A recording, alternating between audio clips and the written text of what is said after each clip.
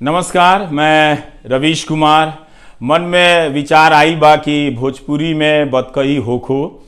हमनी के समाज में कितना कुछ बाटे, लेकिन लोग बुझेला कि खाली लोटा बानी सन हमनी के। लेकिन इहो देखे के बा कि भोजपुरी बोले वाला समाज के बीच पढ़े लिखे के चीज समान बा कि ना।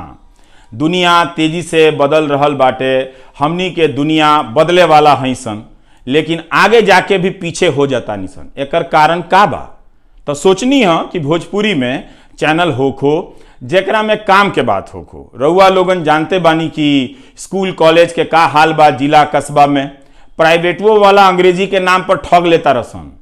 दिल्ली, कलकत्ता, दुबई के सारा कमाई घोट के पी जाता रसन।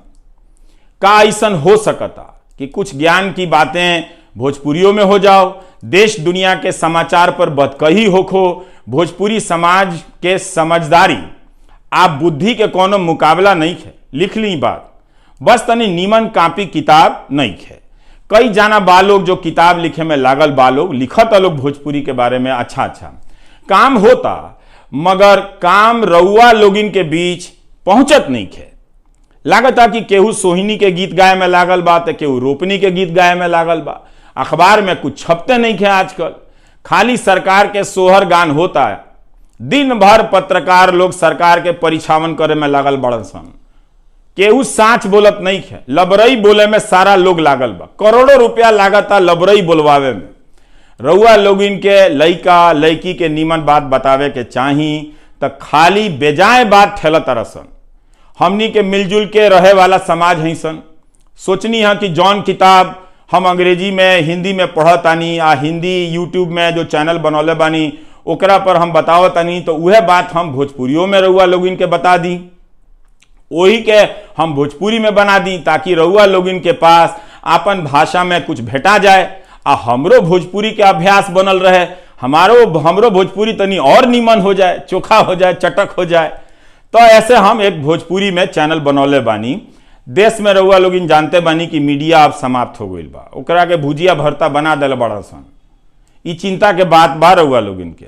रउआ लोगिन के बात अब बंद हो गईल बा, खाली दू जाना के बात होता ही देश में। सोचे के टाइम बा कि इतना बड़का देश में सरकार से सवाल पूछे वाला केहू है नहीं के। कौन ऐसा जुलुम हो जाता सवाल पूछला पर के पत्रकार लोग के नौकरी से छांट दिहल जाता। जे पूछता आ नौकरी छोड़े के पड़ता। रउआ लोगिन तनी नीमन चीज देखे के आदत डाली, मेहनत करी। हौ भयंकर भयंकर गीत देखे के आदत छोड़ दी, नइखे नीमन। ऊपर अलग से बात हुई।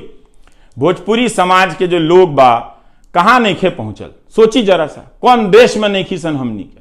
का अफसर, का डॉक्टर, का अमेरिका, का अफ्रीका, कोनो देश बाँचल बा हमनी से? लेकिन हमनी के समाज में नीमन बात नइखे होत।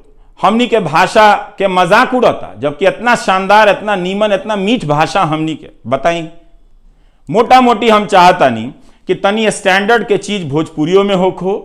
काहे से कि हमनी के स्टैंडर्ड केहू से कम नहीं है। हमनियों के लगे बोलेरो आ टाटा सफारी बा, आ हमनी के जवार के लइका हार्वर्ड में पहुंच गई बड़ा सन, बड़ा नीमन करत रसन। अमेरिका में घरों खरीद ले बड़ा सन। तो भोजपुरी माने ग्लोबल, दुनिया में कहीं जाई रउआ, आ भारत में कहीं जाई, भोजपुरी सुनाई दे दी। तो हमार भोजपुरी चैनल के नाम है बिहान सवेरा। रउआ लोगिन से निवेदन बा कि बिहान चैनल के सब्सक्राइब करी, जन जन तक पहुंचा दी, घंटिया दबा दी, बेल आइकन, ताकि वीडियो आइला पर पता चल जाए कि हमार वीडियो आइल बा।